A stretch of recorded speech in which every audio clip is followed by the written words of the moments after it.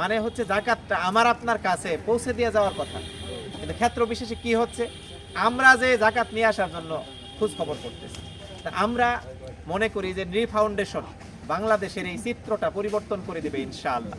আল্লাহ রাব্বুল আলামিনের কাছে তাদের জন্য দোয়া করছি। আমি আবারও এই নৃ ফাউন্ডেশনের সাথে যারা সম্পৃক্ত ব্যক্তিবর্গ তাদের সবার জন্য দোয়া করছি, তাদেরকে আল্লাহ রাব্বুল আলামিন উত্তম যাজা দান করুন, আল্লাহুম্মা আমিন। আজকে আমাকে এখানে দাওয়াত দেওয়ার জন্য ধন্যবাদ জানাচ্ছি। আমি আপনাদের সাথে ইফতার করবো ইনশাআল্লাহ। আল্লাহ রাব্বুল আলামিনের কাছে দোয়া করছি, আল্লাহ আমাদেরকে রোজা দিয়ে অনেক মহিমান্বিত করেছেন, সম্মানিত করেছেন। এই রোজায় আজকে ইফতার, তারাবি, সেহরি সহ যা যা আমাদের তকদিরে জুটতেছে, এই সব কিছুর মাধ্যমে যেন আল্লাহ আমাদের একটাই দাবি আল্লাহর কাছে, কিয়ামতের দিন যেন আমাদেরকে আল্লাহ মুক্তি দান করে না এবং জান্নাত উপযোগী মানুষ হিসেবে আমাদেরকে তৌফিক দান করুন। আমাদের ইবাদত, আমাদের আমল আখলাক যা যা আছে সব কিছু আল্লাহ কবুল করুন, এই আশাবাদ ব্যক্ত করেই এই মুহূর্তে দোয়া কবুলের মুহূর্তে আমি সবার জন্য দোয়া করে, আমার নিজের জন্য দোয়া করে শেষ করছি। আসসালামু আলাইকুম। কষ্ট অসুবিধাকে তুমি দূর করে দাও আয় আল্লাহ, তুমি আমাদের পরীক্ষাকে সহজ করো আল্লাহ।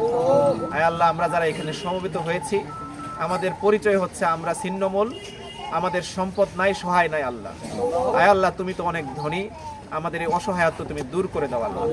আল্লাহ, আমাদেরকে তুমি সহায় সম্বল দান করো আল্লাহ। আমাদের পরীক্ষা তুমি সহজ করে দাও আল্লাহ। আয় আল্লাহ, আমরা ইফতার সামনে নিয়ে দাঁড়িয়েছি, আমাদের ইফতারকে তুমি কবুল করো।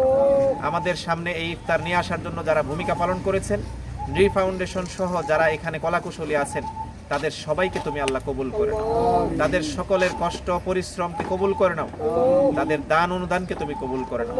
আল্লাহ, আমাদের এই মুনাজাতকে তুমি কবুল করে নাও। রব্বানা তাকাব্বাল মিন্না ইন্নাকা আনতাস সামিউল আলিম।